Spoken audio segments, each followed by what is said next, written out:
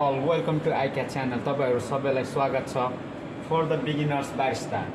So तपाईहरुले start गर्नु भन्दा अगाडि मेसिनको बारेमा चाहिँ जान्नु जरुरी छ है.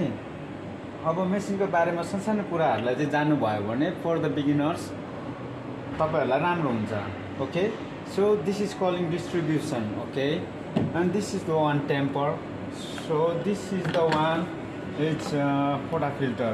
Okay, so यसको काम के हो भन्दाखेरि अनि यसको काम what is this word and what this. So यो चाहिँ हाम्रो पोटा फिल्टर भयो है. अब यो चाहिँ हामीले यहाँबाट ग्राइन्ड गरेर हैन ग्राइन्ड गर्छौं. This is automatic grinder. Okay, so हामीले एडजस्ट गरिसकेको हुन्छौँ यहाँनिर चाहिँ automatic adjusting everything. So gram everything. So यसको काम what is work for this one. So यसले चाहिँ मिलाउने काम गर्छ, डिस्ट्रिब्युसन. सो यसले चाहिँ इक्वल गर्ने काम गर्छ. यो चाहिँ इक्वल भयो नि हैन. अनि what is work for this, यो चाहिँ टेम्पर. यसले चाहिँ यहाँनिर मिलाउने काम गर्छ, यसले चाहिँ थिच्ने काम गर्छ. जसरी कि यो यहाँ लगाइसकेपछि this should be 25 gram. Okay, 25 KG should be. तपाईँको हातको ओजन चाहिँ 25 ग्रामदेखि 20 ग्रामसम्मको हुनुपर्छ है यसलाई प्रेस गर्ने बेलामा. when you going to press should be your like pressing 20 or 25 kg. Okay, किनकि यति भएन भने यसको कफी राम्रो आउँदैन.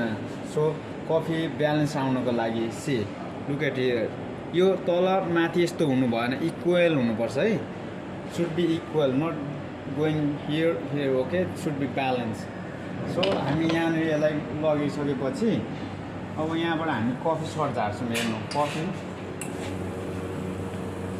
कफी सर्ट यसरी झर्छ. यदि यो कफी पातलो थिन अनि लाइट झर्यो भने त्यो कफी राम्रो हुन्न. यसको थिकनेस, यसको बडीहरू भनेको यतिको हुनुपर्छ है. सो ब्यालेन्स हुनुपर्छ अलवेज है. अनि तपाईहरुले यसलाई पिक्चर भनिन्छ.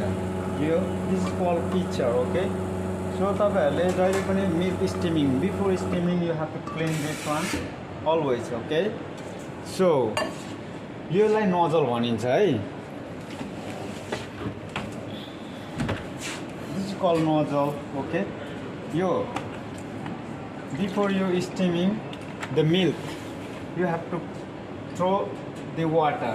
There has inside little bit water. Okay, यसलाई चाहिँ प्रेस डाल्ने, थ्रो गरिसकेपछि अनि तपाईहरु